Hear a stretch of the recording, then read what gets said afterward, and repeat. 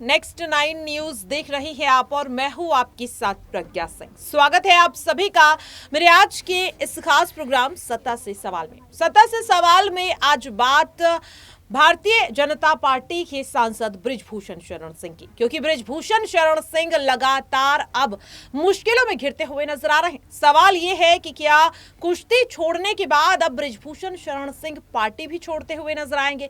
जिस तरह से पहलवान खिलाड़ियों ने बृजभूषण के खिलाफ एक बार फिर से मोर्चा खोल दिया है और अब पहलवानों के समर्थन में कांग्रेस भी उतर चुकी है। राहुल गांधी पहलवानों से मुलाकात करते हुए नजर आए और प्रियंका गांधी भी पहलवानों से मिल चुकी हैं।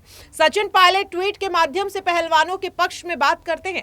क्या मान लिया जाए कि लोकसभा चुनाव से पहले अब पार्टी अपने एक कद्दावर नेता को खोने वाली है, क्योंकि चाहे या ना चाहे लोकसभा चुनाव में वोट बैंक को बचाने के लिए बृजभूषण शरण सिंह का इस्तीफा शायद यहां पर लेना अब पड़ सकता है पार्टी को। यही तमाम सवाल जो आज इस खास प्रोग्राम में समझने की कोशिश करेंगे।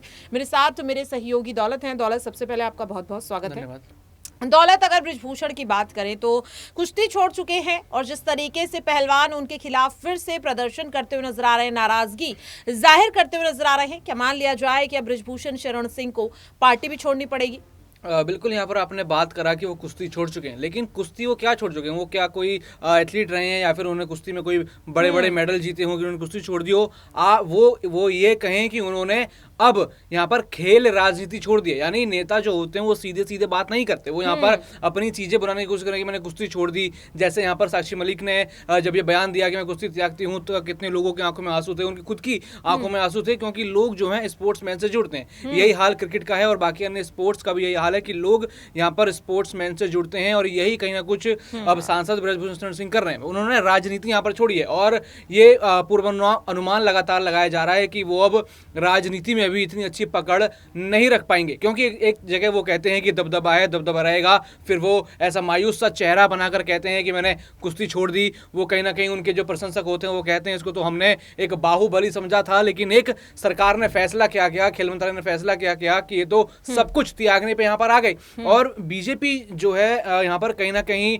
अपने वोट बैंक के साथ जाएगी। देखिए, वोट बैंक कहीं ना कहीं महिला पहलवानों ने छिन भिन यहाँ पर बीजेपी का कर दिया। उससे पहले ये वोट बैंक की ताकत जब हिंदी भाषी राज्यों में चुनाव थे, जब बृजभूषण शरण सिंह के ऊपर एक भी टिप्पणी यहाँ पर बीजेपी नेताओं ने नहीं करी, एक भी बात बीजेपी नेता करते हुए नहीं आए। लेकिन अब बीजेपी नेता कहते हैं कि महिलाओं को न्याय देंगे, पहलवानों को न्याय देंगे, जो सजा होगी जिसकी भी उसको यहाँ पर सजा दी जाएगी, यहाँ पर भुगतान उसको करना होगा और सीधे सीधे पूरी यहाँ पर बॉडी सस्पेंड करना कहीं ना कहीं बताता है कि वोट बैंक यहाँ पर भी बचाने की कोशिश की जा रही है। और बीजेपी अपने वोट बैंक बचाने के लिए किसी भी बड़े नेता का बलिदान यहाँ पर कर सकती है, जिसमें बृजभूषण शरण सिंह भी कोई अब उनकी अगर कमी ऐसा लगा कि बृजभूषण शरण सिंह अगर पार्टी का वोट बैंक हटा रहे हैं तो उनको भी दरकिनार करने में बीजेपी जो है मिनट यहाँ पर नहीं लगाएगी और तुरंत उनको दरकिनार कर दिया जाएगा। और शायद उनकी सांसदी क्या, उनको तो अगली बार यहाँ पर टिकट भी मिलने के जो है लाले हो सकते हैं। एक बार आपको याद होगा वो मीडिया में कहते हैं कि आखिर कौन जो है वो टिकट काटेगा, कौन आप काटेंगे क्या? वो कहीं ना कहीं दिख जाता है कि किस तरीके से पार्टी के चढ़ाने पर उनका ये घमंड दिखता है। लेकिन जैसे ही पार्टी ने ये बड़ा फैसला लिया तो आपने देखा होगा किस तरीके से वो ढलान पर आ गए। अब विनम्रता उनकी आप देख रहे होंगे कि आप एकदम चौकन्ने हो गए होंगे, कैसे ये पहले इतना दबदबे वाली बात करते थे, लेकिन अब ये एकदम विनम्र यहाँ पर हो गए। तो कहीं ना कहीं देखा जाए वोट बैंक जहां प्रभावित करेगा बीजेपी को, बीजेपी उसके खिलाफ तुरंत यहाँ पर अपना फैसला सुना देगी और हो सके कि लोकसभा चुनाव में जो 24 में आने वाला है उसमें यहाँ पर बृजभूषण को पार्टी पूछे भी ना। बिल्कुल, देखिए यहाँ पर बृजभूषण शरण सिंह जो है वो अब मुश्किलों में तो फंसते हुए नजर आ रहे हैं। संन्यास लेने की बात उन्होंने की और अब ये भी कह रहे हैं कि अमित शाह जो कि पार्टी के गृह मंत्री है, सरकार में गृह मंत्री है, अगर उनसे मुलाकात होती है तो हर मुद्दे पर बात करेंगे, लेकिन वो कुश्ती पर बात नहीं करेंगे। बृजभूषण शरण सिंह का ये बयान साफ तौर पर दर्शा रहा है कि पार्टी के इस फैसले से वो कतई खुश नहीं है, नाराजगी उनकी झलक रही है। लेकिन सवाल ये भी है यहाँ पर दौलत के, अगर वाकई में बृजभूषण शरण सिंह को पार्टी अलग थलग करती है, या मान लिया जाए कि वोट बैंक को बचाने के लिए उन्हें चुनावी मैदान में नहीं उतारती, लेकिन इस बात को नकारा नहीं जा सकता कि गोंडा के केसरगंज से जो बृजभूषण है वो लगातार 6 बार सांसद रह चुके हैं, 3 बार बीजेपी से, 2 बार सपा से और 1 बार निर्दलीय भी। तो ऐसे में जो एक अच्छा खासा वोट बैंक बृजभूषण के साथ जुड़ता है, अगर पार्टी बृजभूषण को नाराज करती है तो जाहिर तौर पर ये वोट बैंक भी यहां पर पार्टी से दूर हो जाएगा। तो क्या लोकसभा चुनाव में पार्टी इतना बड़ा जोखिम जो है वो उठाने के लिए तैयार है? क्योंकि अखिलेश यादव हो, मायावती हो, जितने भी विपक्षी दल हैं वो तो लगातार कोशिश कर रहे हैं कि किसी भी तरीके से बीजेपी को यहां पर दूर कर सके। तो क्या बृजभूषण को नाराज करने का जो कह सकते हैं फैसला पार्टी यहां पर ले पाएगी, क्योंकि उनके पास एक अच्छा खासा वोट बैंक है?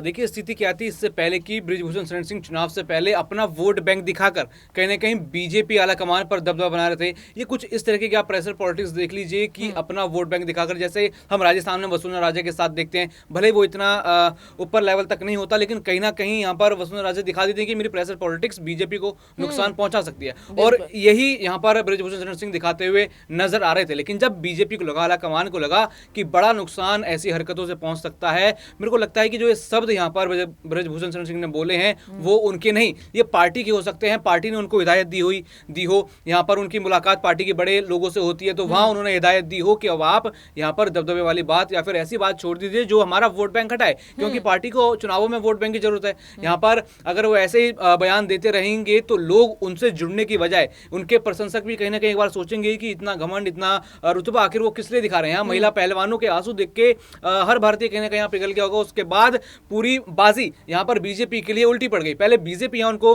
कांग्रेस का एजेंट बताती थी, ना जाने कितने एलिगेशन लगाती थी, तो यहाँ पर वोट बैंक सदा हुआ था बीजेपी का कि केसरगंज या फिर इन यूपी के इलाकों में हरा नहीं सकता कोई। लेकिन यूपी से अलग हटकर सोचे तो बहुत सारे यहाँ पर राज्य हैं, बहुत सारी यहाँ पर चीजें हैं जहां पर ये असमंजस से बीजेपी को बनाना होगा कि कहीं एक बृजभूषण शरण सिंह की वजह से कहीं लोकसभा के पूरे समीकरण ना हिल जाए। तो कहीं ना कहीं पार्टी ने ही उनको अब काबू में कर लिया है, और कहीं ना कहीं वो पार्टी के ये कथन कहते हुए नजर आ रहे हैं कि पार्टी जो कहेगी अब बृजभूषण शरण सिंह वही कहेंगे, क्योंकि बीजेपी यहाँ वोट बैंक का नुकसान बिल्कुल भी जो है नहीं चाहती, क्योंकि 24 अब उनका एकमात्र टारगेट है कि 2024 में किसी भी तरीके से तीसरी बार सत्ता में आना और प्रधानमंत्री नरेंद्र मोदी को फिर दोबारा पीएम की सीट पर बैठाना। और ऐसे में कई बृजभूषण शरण सिंह उनके आसपास होंगे। कई सारे ऐसे हमने बाहुबली सांसद देखे हैं जिनको दरकिनार पहले बीजेपी कर चुकी है, क्योंकि वोट बैंक खतरे में। तो ऐसा लगता है कि कहीं ना कहीं बीजेपी ये सब चल रही है और बीजेपी के ही शब्द जो है बृजभूषण शरण सिंह बोल रहे हैं,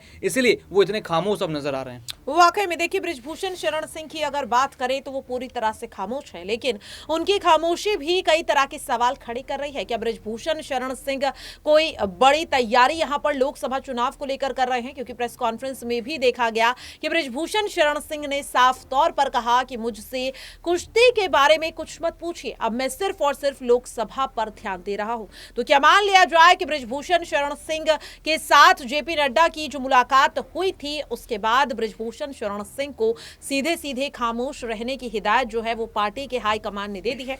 ऐसे में देखना काफी अहम होगा कि अब पार्टी का आखिरकार अगला कदम क्या रहेगा। बृजभूषण शरण सिंह जो अब तक तो पार्टी से नाराज हैं, क्या लोकसभा चुनाव को देखते हुए बृजभूषण इस नाराजगी को अलग रखकर क्या लोकसभा चुनाव में वाकई में उत्तर प्रदेश की सियासत में भारतीय जनता पार्टी की जीत के लिए सबसे बड़ी वजह बनते हुए नजर आएंगे, या फिर पहलवानों की नाराजगी को देखते हुए अब पार्टी वाकई में बृजभूषण शरण सिंह के खिलाफ कोई कड़ा फैसला ले सकती है? देखना काफी अहम होगा। लेकिन फिलहाल के लिए मेरे खास प्रोग्राम सत्ता से सवाल में इतना ही। बाकी की अपडेट्स के लिए आप देखते रहिए नेक्स्ट 9 न्यूज।